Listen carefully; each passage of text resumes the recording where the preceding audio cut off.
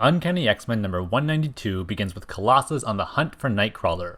The team is playing a game of hide-and-seek to help hone their battle skills, and Nightcrawler surprises Colossus and then teleports him into the river. Rogue ambushes Nightcrawler, but he manages to get the best of her and drops her into the river with Colossus. Everyone reconvenes at the riverbank, and Nightcrawler starts to tickle Rogue, hoping that it will kickstart Carol Danvers' precognitive seventh sense that Rogue theoretically should have as well.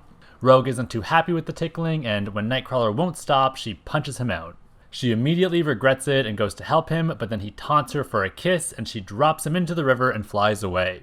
Nightcrawler feels bad because he momentarily forgot about Rogue's absorption power, and he and Colossus look toward an old mansion where Rogue flew off to when something from space lights up the sky and crashes into that very same mansion.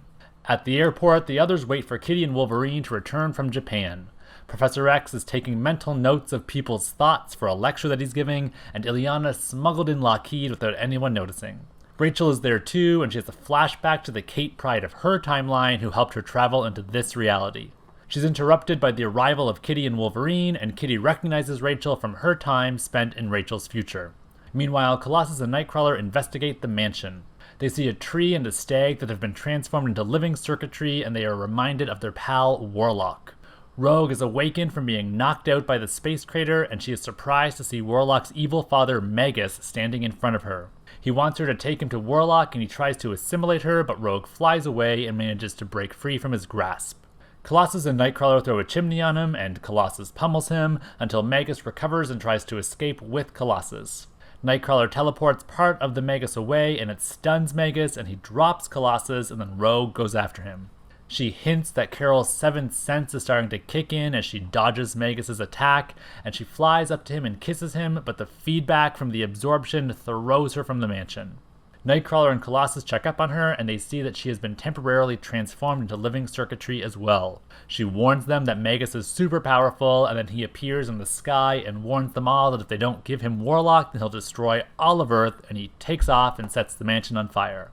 Later, all of the X-Men reconvene with the others, hoping to find a clue of where the Magus has gone. An officer tells them to get lost, and since they can't locate Magus, they abide.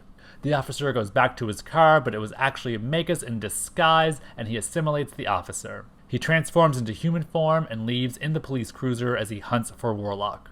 Later, Professor X is feeling good after finishing his lecture at the University of Columbia when he is jumped by a bunch of anti-mutant thugs. He tries to psy-blast them, but he is knocked unconscious by a brick, and then he is beaten badly by the gang. They take off and leave him in a pool of his own blood, and he is pulled into an alleyway by a mysterious stranger.